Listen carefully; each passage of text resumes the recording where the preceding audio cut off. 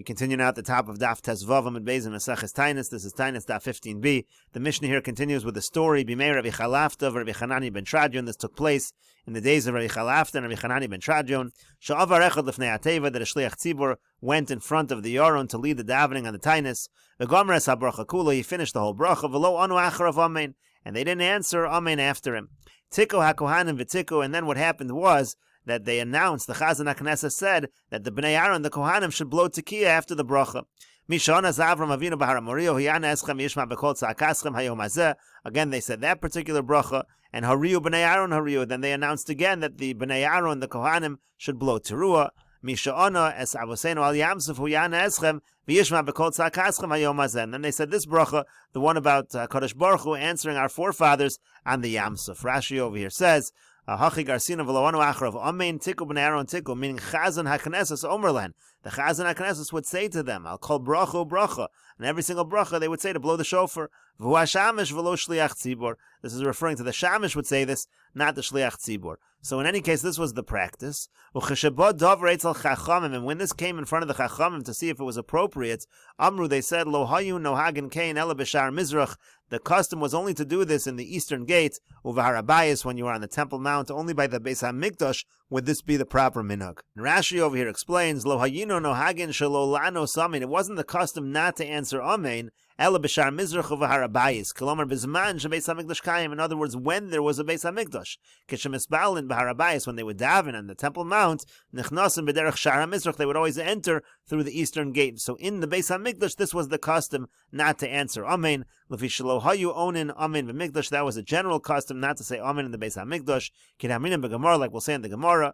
Ve'ein lomar lo hayu noagin kain liskoa ela b'mikdash. Don't say that the explanation of the Mishnah is that they didn't have a custom to blow shofar except in the Mikdash. That's not true. The Vadai token b'gevulim, because they would blow the shofar in the gevulim outside the Beis HaMikdash as well. Kedemukach b'kulahach mesechta Meseches Rosh Hashanah. That's clear in this entire Mesechta, and also Meseches Rosh Hashanah. So in other words, the point of the Mishnah over here is that when it came to the Chachamim, they said the minhag of not saying Amen, that's a minhag only in the Beis HaMikdash. And the Mishnah continues, Shalosh Tanios Rishonos, in the first three fasts, the first set of fasts that you do when there's no rain, Anshe Mishmor Misanin. So the people of the Mishmor, that's the Kohanim who are on shift, who are serving that particular week, they fast, V'lo Mashalimin, but they don't complete the fast. V'anshe Beisav, and the people of the Beisav, so they used to divide up the Mishmor into Batei Avos, and every day the Beisav of that day would serve on that particular day. So Anshe Beisav means the people who were actually serving in the Beis HaMikdash on that day, they needed to be ready to serve Lo Hayu Misanin Klal. They wouldn't fast at all in these first three fasts. Shalosh Shanios, now in the second three fasts, Anshe Mishmor Misanin Umashlimin. So then the Kohanim of the week would fast and they would complete the fast. The Anshe Beisav Misanin V'lo Mashlimin. And those who were working that day, they would fast, but they wouldn't complete. Again, because those who are working that day need to be more prepared to do the avoda. And finally, Sheva Achronos, in the last seven fasts, Elu ve'elu Misanin Umashlimin. Both, whether you were of the week or even that day, they would fast and they would complete the fast. Divrei Rabbi Yoshua, this is Rabbi Yoshua's opinion. The Chachamim Omer, but the Chachamim say, Shalosh Tanios Rishonos, in the first three fasts, Elu ve'elu lo hayu misanin klal. Both groups, whether the week, whether the day, they would not fast at all. Shalosh Nios, in the second three fasts, Anshe Mishmor, Misanin V'lo Mashlimin, those who were working that week would fast but would not complete the fast. The Anshe Beisav lo hayu misanin klal, the people who were working that day would not fast at all.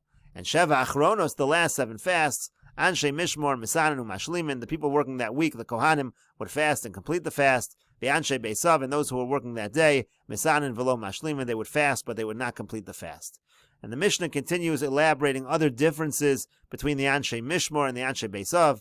Anshe Mishmor mutarin lishtos yayin balelos. The Anshe Mishmor, they're allowed to drink wine during the nighttime. Avalo b'yamim, but they shouldn't drink during the day. The Anshe Beisav, and those who are working that day, lo b'yom v'lo b'layla, it's stricter, they don't drink wine during the day or at night. Anshe Mishmor v'Anshe Maimid. The Anshe Mishmor and the Anshe Maimid. Now the Anshe Maimid refers to the non-Kohanim who are on shift. They would have non-Kohanim as well, who would officially stand over the Korbanos as agents of Klal Yisrael. So those people who were on shift that week, Asurin Milasaper or Milachabes, it was prohibited for them to get haircuts, and it was prohibited for them to do their laundry, to wash their clothing. But on Thursday, even though again that was their week, they were allowed to do these things because of the honor of Shabbos. And the Mishnah continues, Kol HaKosav Megillas Taanis. Any day where it's written in Megillas Taanis, the Lo Lemisbad, where you're not supposed to eulogize on that day, because it's a day of celebration. So Lefanav Asr, the day before, it's Asr also to eulogize. La'achrav Mutter, but the day after is Mutter.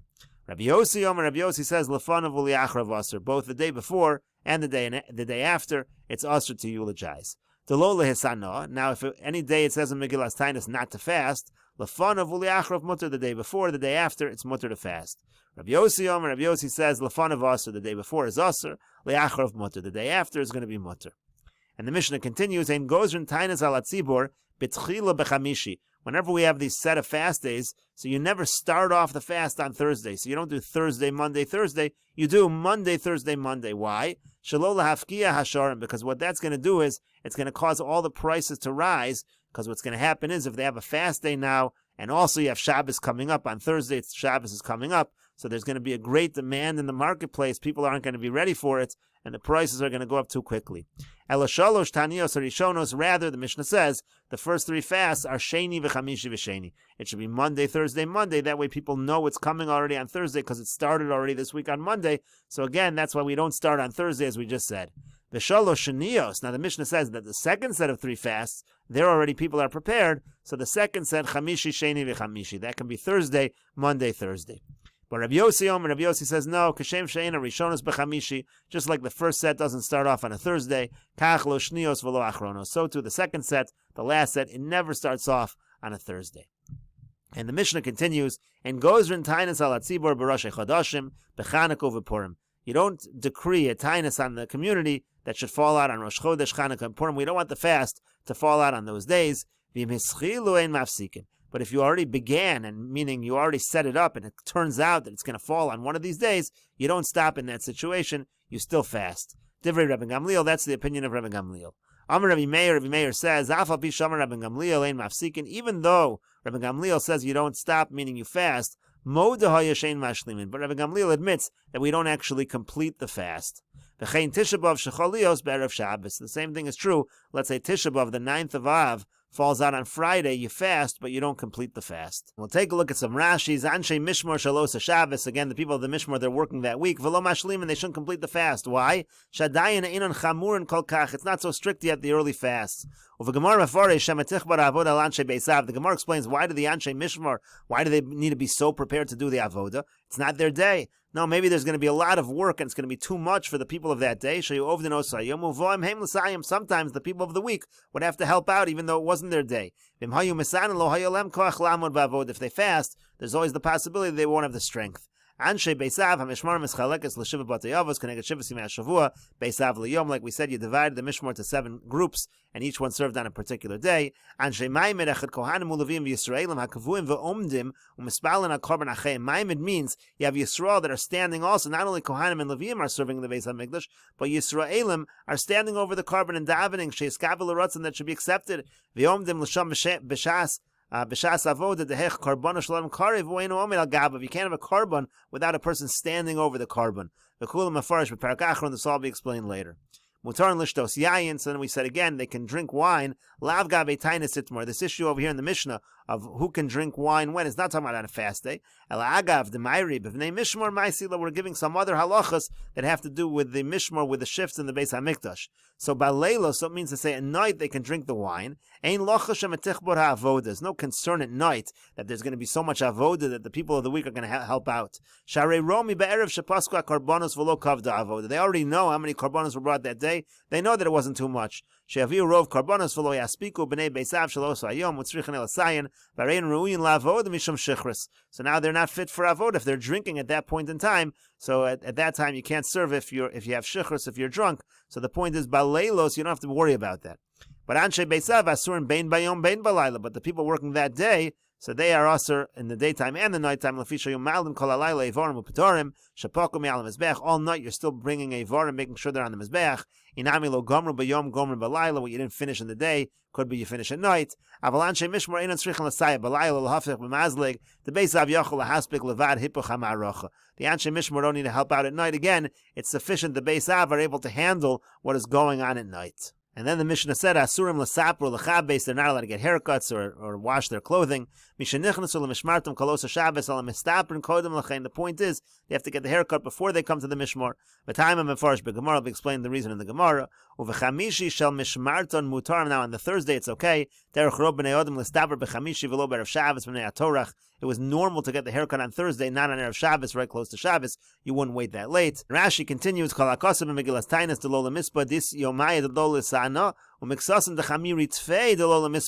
days that are stricter, you're not even allowed to eulogize. Some days you can't fast, some days you can't even eulogize.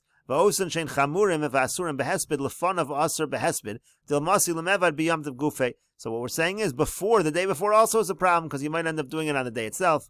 But after it's okay, the day already passed, we're not afraid.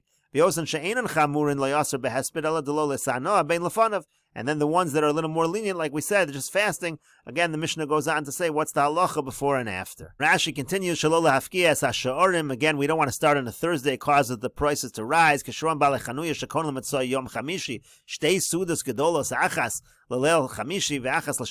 are buying food now to break the fast, and also for Shabbos. There's a lot of purchasing going on. So Svurim Shabbat Rav Le'olam, they'll think there's a famine. They'll raise the prices. But if already people have begun a set of fasts, then the storekeepers know that it's all because of the fast. But Rosh Chodashim Dikri Moed, Rosh Chodesh, you don't fast because it's a Moed. If they already accepted the fast from before this, and now Rosh Chodesh happens to be one of the days, Ein Mafsikin, you don't stop fasting. The Afagav Dikri Moed looks Sibbe Yom Mishta V'Simcha. Even though it's a Moed, it's not a Yom Mishta V'Simcha, so you're allowed to fast if you already started. Shein Mashlimin, but again, the Mishnah said that Rabbi Gamliel agrees that you don't finish the fast. Lisanos kol hayom ala ochlin samach la'erev. You shouldn't fast all day. Rather, you eat when it's evening time. Megillas Taanis nichtava b'mei Chachamim. Rashi says the Megillas Taanis was a scroll that was written in the times of the Chachamim. Afal pi shelo hayu kosvin halachas. Even though they generally didn't write down halachas, this was written down. V'hainu dekatani kol hakosav b'Megillas Taanis ki'ilu hayamikra. That's why it says kol hakosav b'Megillas Taanis, as if it's like psukim, because it was one of the few things that was written down. And the Gemara says, Seder Tanios Keitzad Motzian Sateva v'chulu. Quoting the Mishnah, again they used to bring out the yarn into the street. The Gemara says, V'afila b'kamaisa. Even in the first fast, you bring the yarn out into the streets. Uraminu, we have a contradiction. It says Shalosh Tanios Rishonos Ushnios. In the first and the second set of fasts, Nechnasim Leveis HaKnesses, they would go into the shul. Umispalin Kederach Shemispalin Kol Hashana Kula. They daven the same way they davened the entire year. Uvesheva Achronos Motzinas HaTeva L'Rechova Shalir. V'nosin Efer Al Gabe HaTeva V'rosh HaNosi V'rosh HaVezdin V'chol Echad V'yachad Notel V'nosin B'rosh. It was only in the 7 last fasts, the last set of fasts, that we would bring out the Aron to the street of the city and put Efer, put the ashes on top of the Teva, on top of the Nasi, on top of the head of the Nasi, the Avezdin, etc. Rabbi Nosson says Efer Maklahein Mevian, that they would bring Efer Mikla, meaning it wasn't Efer like dirt, but it was ashes. But in any case, you see clearly it's only on the last set of fasts that we bring the Aron out. So Amar Papa says Ki Tanan Nami Masnisin Asheva Achronos Tanan. Our Mishnah also, it doesn't mean on all the fasts. It means on the last 7, that's when they do this. And the Gemara continues that the 2 dots, quoting the Mishnah of Rosh HaNasi, they would put the ashes on the head of the Nasi. So first it was on the head of the Nasi, and then everybody else put the ashes on their head. So Barosho Ini, is that really true that each one would put it on his head after the Nasi? But we learned in a Brisa, Rebbe says, by something that's great, you start from the greatest person. But by a curse, something that's a negative, we start from the person who's the katan, the least important individual. By greatness, we start from the great. Shenamar, like it says, Vayomer Moshe el Aaron u'lelazar u'lisamar. Moshe first talks to Aaron, then Elazar, then Isamar. You always start with the greatest person. But something that's a curse, you start from the katan. As we know, betchila niskal el nachash. First the nachash was cursed, v'achar niskal el chava. Then chava was cursed, v'achar niskal el adam. And then Adam was cursed. So over here also as well, when it comes to putting the ashes on the head, why don't the regular people put the ashes on their head first, and then we'll go to the Nasi? And so the Gemara answers, no, on the contrary. In this case, it's a way of showing importance that the Nasi goes first. It's actually chashav for the Nasi. Because what we're really saying to them, to these important people, is, you are chashav enough, you're so important that you're the ones who are going to daven for mercy on behalf of everybody else. And the Gemara continues at the two dots, V'chol echad v'yechad barosho, so nasi v'yav bezin nami, nishkalu inu v'ninchu barashayu. Everybody else is putting it on their own head, but by the nasi and the yav bezin, it sounds like someone else is putting it on their head. Why don't they put it on their own heads? Why is it that by the nasi and the yav bezin, somebody else puts it on their heads? And so the Gemara answers, Amar Rabbi Yavad bin Kesari. Rabbi Yavad from Kesari answered, Eino doma misbayesh miatzmo. There's no comparison somebody who is embarrassed from something that he himself is doing to himself. We'll continue with this discussion in the next video on Daf Tazayin Amud Aleph.